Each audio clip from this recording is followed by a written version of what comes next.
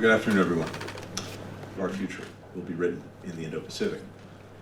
Recognizing that reality of power, do you believe the onus is on the Lebanese people to overthrow the terrorist group? Please.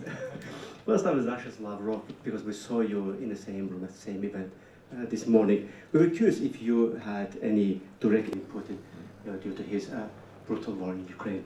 And now, if I can also talk between the leaders of two countries, should the routine political event, you think, could be as a pre-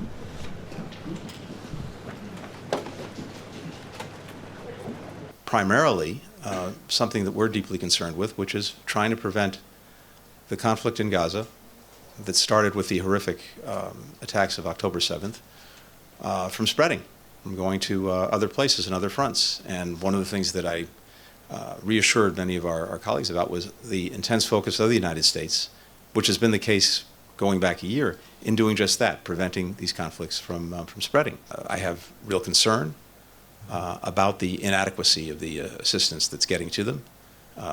This is particularly true in the north, but not exclusively in the north. So we've been very directly engaged with Israel on the imperative of addressing the humanitarian needs of people in Gaza. We all have a strong interest in trying to help create an environment in which people can go back to their homes and live there safely and securely, and kids can go back to school.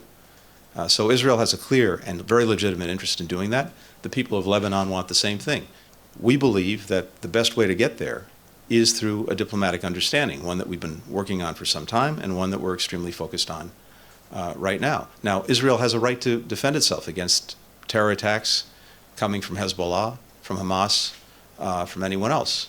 But it's also vitally important that in doing that, they focus on making sure that civilians are protected. And again, are not being caught in a terrible crossfire. About the ongoing Russian aggression against Ukraine, I think country after country in the room, without speaking for them, made clear that this aggression needs to end. And it needs to end not only because it's an aggression against the Ukrainian people, it's an aggression against the principles that are at the heart of the international system and that are so necessary to try to help us preserve peace and stability, including respect for sovereignty, territorial integrity, independence. It's striking that so many countries that are half a world away in the Indo-Pacific care deeply about what's going on in Ukraine. And the reason, again, is because they know that if any country is allowed to act with impunity and to commit acts of aggression, that's a signal to would-be aggressors everywhere that it's open season. And that's going to be bad for everyone. 50% of commercial container traffic goes through the Taiwan Strait every day. More than 70% of the high-end semiconductors that the world needs are produced on Taiwan.